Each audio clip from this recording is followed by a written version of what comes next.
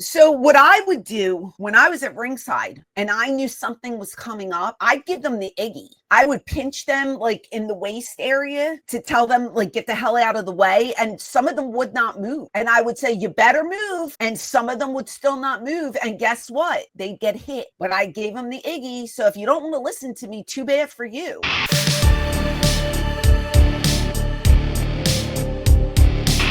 Other story I saw, former AEW crew member suing promotion and Jon Moxley over an incident that happened in 2023.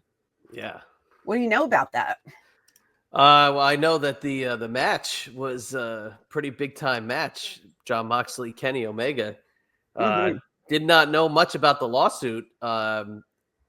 We'll have a chance to check out the spot. But this is pretty interesting that a crew member like this, knowing that, there's a chance, I guess you could be in the line of fire that, bringing a lawsuit like this, it's pretty ballsy, I gotta say. There have been several times where I've seen cameramen in the wrong position, photographers in the wrong position, because they're not in the back. They don't know what spot's coming up. You know what I mean? Yeah. And I've seen them get wiped out. But I think if you're working ringside, I think everybody should sign like a waiver saying, you could be in the, and I don't know if they do this or not, but you could be in the way of harm, but you can't sue, blah, blah, blah, because you chose to be at ringside. Just like wrestlers, you step in the ring and anything can happen. Right. Like I didn't sue when I broke my pelvis. You know what I mean? Like it just happened and we took care of it and stuff like that. But is he suing because he got hurt and AEW's not taking care of the medical bills? What it says here is the plaintiff, Christopher Dispenza, described by The Takedown, which exclusively broke the story, as a longtime wrestling and entertainment production crew member, was working as a contractor the evening of the match. Dispenza claims that he was hired to hold a screwdriver for Moxley to take from him during a match against Kenny Omega. The suit alleges, without advance warning or agreement, Moxley went off script, violently shoving the plaintiff to the ground, resulting in extensive injuries that required surgery and other treatments. Okay, so it doesn't say if AEW covered the bill or not. Let's go a little further. Dispenza's lawsuit accuses AEW of negligent hiring, stating that the company owed a duty to him to hire, train, supervise, and discipline competent employees and agents in order to ensure the safety of contractors.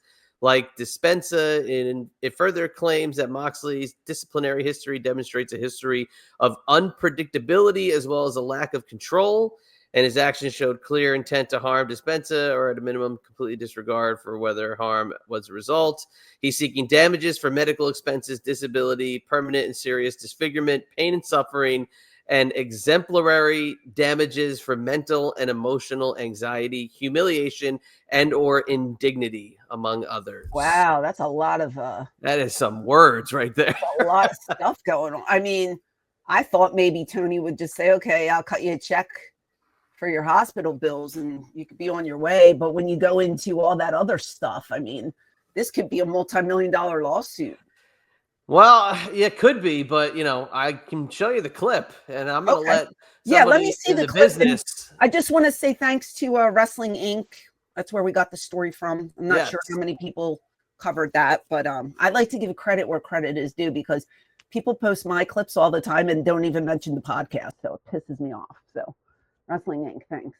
But here we go. Okay, so this is the spot in the match: Moxley versus Omega. Okay. The toughest man alive, Jon Moxley.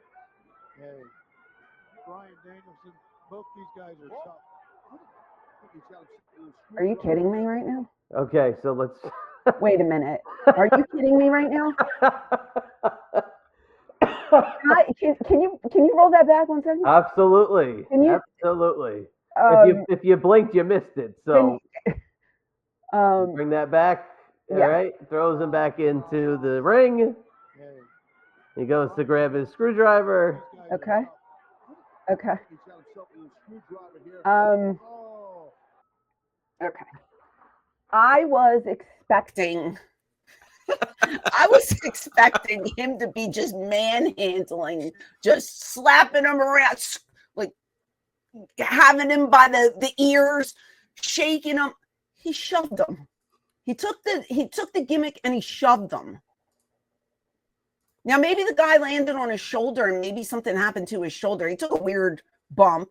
Obviously, the guy's not trained. He's not going to know how to take a bump or protect himself, but still, he acts like, he was just killed. Like it was a massacre or something. If I was the judge, I'd be like, sir, no. How about no?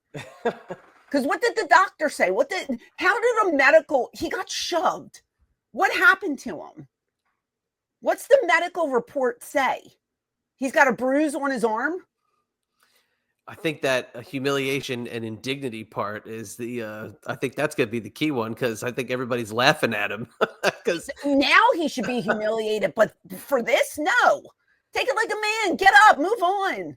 Are you kidding me? I can't with this.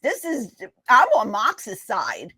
AEW side. This is ridiculous. Be honest with you, I think Mox kind of took care of him. This is a money grab situation. This guy's just looking for a money grab, in my opinion. Do you agree?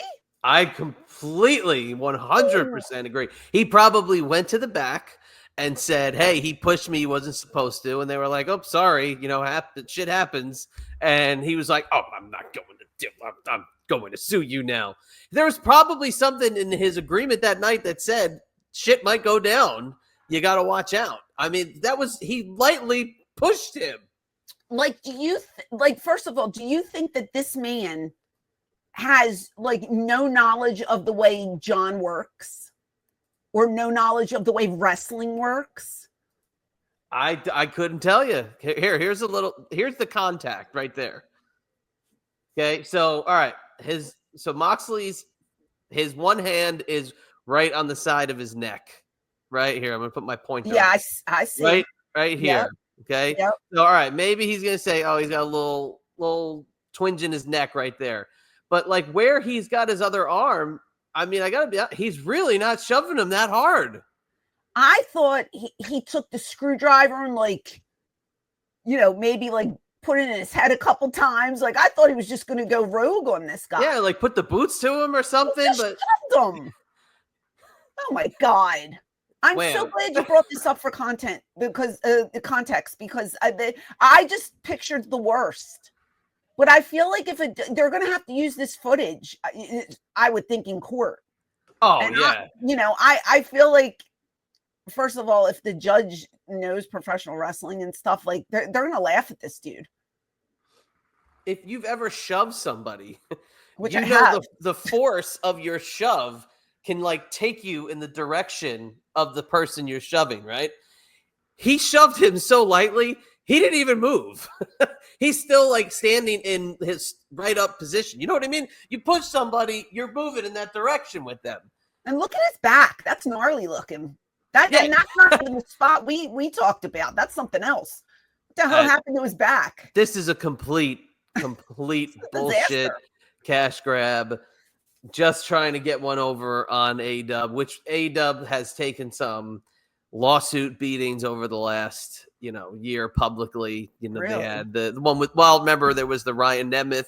That got dismissed. I'm just saying publicly they've been taken to task a few times. There were those twins that had the booking issues and the contract dispute, so they took them to court. So oh my God, there's been a few things. I think AEW's reputation, it kind of goes against them in this environment. Do you know what I mean by that? I think that people think that they're kind of an easy mark for this type of thing, because again, this is a cash grab. This guy he barely fell.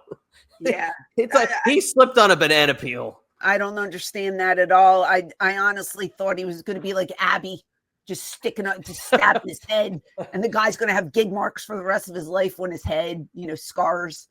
This was a shove. This is ridiculous. I hope they show the footage, and I hope the judge sides with AEW and with John, because this to me is just beyond ridiculous. I'm sorry. I mean, think about any time in ECW where you had a crew member get hit. Yes, which I've seen. Think about that. I mean, the late great Sabu. I know for a fact he would push the shit out of people. So yeah, I'm sure a couple of those guys were probably not happy about it, right? So what I would do when I was at ringside and I knew something was coming up, I'd give them the Iggy. I would pinch them like in the waist area to tell them like, get the hell out of the way. And some of them would not move. And I would say, you better move. And some of them would still not move. And guess what? They'd get hit. But I gave them the Iggy. So if you don't want to listen to me, too bad for you. But I don't recall anybody ever like suing or, being like, oh my God, so-and-so landed on me, blah, blah, blah. I would literally push them out of the way. I'd be like, gotta move, gotta go, let's go. Just trying to help because I knew what was coming, but they didn't. Right. So it's kind of like, well, if you want to help yourself, get the hell out of here, go on the other side, do something. But no, they wanted to get that shot because, something spectacular was going to happen. I think one time, I don't know who it was, but the camera got broken. Like somebody's camera got messed up or something. But again, it's like especially with ECW, you knew everybody was flying all over the place. So you took your chances being at ringside. And that's why I feel like anybody who works at ringside nowadays should have to sign a waiver so stuff like this doesn't happen. Because then you could just hold up that paper and say, hey, and then if, Tony or WWE or whoever is involved wants to be nice and take care of your medical bills, that's on them. That's fine.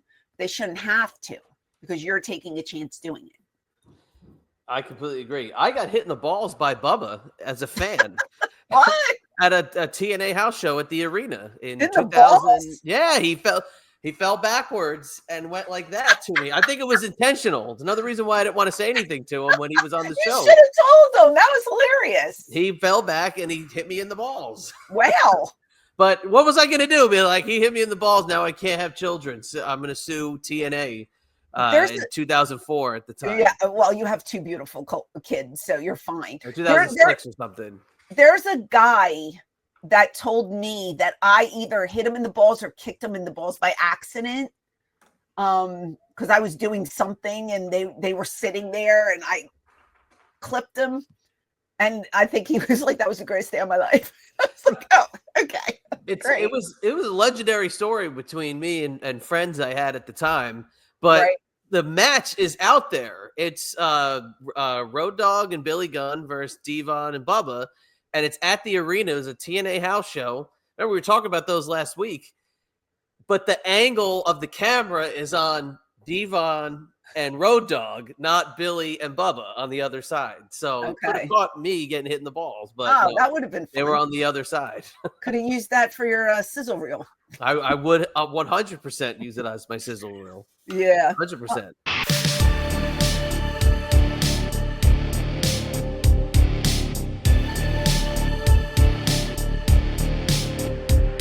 Hey there, it is the Queen of Extreme Francine from ECW. Do you want to see more of me? Click over here to watch another video.